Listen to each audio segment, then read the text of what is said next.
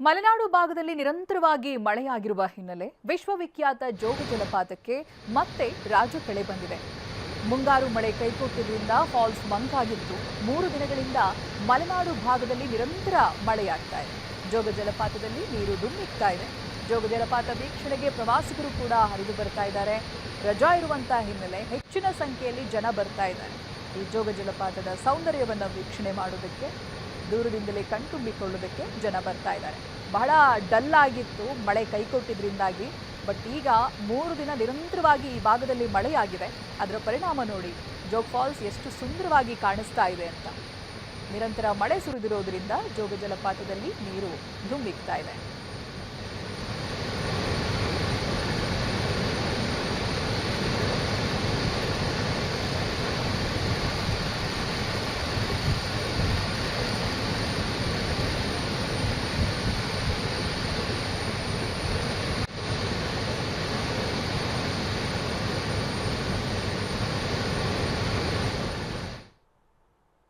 ಇನ್ನು ಪಶ್ಚಿಮ ಘಟ್ಟ ಪ್ರದೇಶದಲ್ಲೂ ಕೂಡ ಮಳೆರಾಯನ ಅಬ್ಬರ ಜೋರಾಗಿದೆ. ಗೋಕಾಕ್ ಫಾಲ್ಸ್ಗೂ ಜೀವ ಕಳೆ ಬಂದಿದೆ.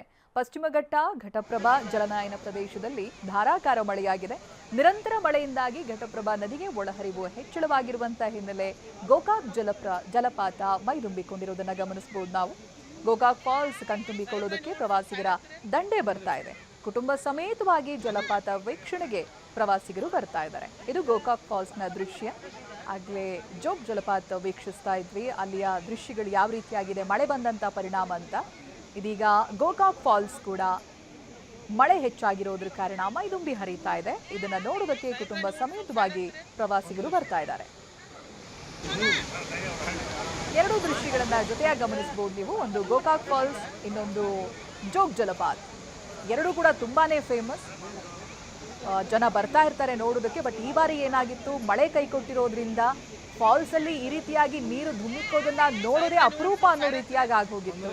ಬಡಗುಡ್ತಾ ಇತ್ತು ಫಾಲ್ಸ್. ಬಟ್ ಈಗ 3-4 ದಿನಗಳು ನಿರಂತರವಾಗಿ ಮಳೆಯಾಗಿರೋದ್ರಿಂದ ಗೋಕಾಕ್ ಫಾಲ್ಸ್ ಹಾಗೆ ಜೋಗ್ ಫಾಲ್ಸ್ ಎರಡೂ ಕೂಡ ಮೈದುಂಬಿ ಹರಿತಾ ಇದೆ.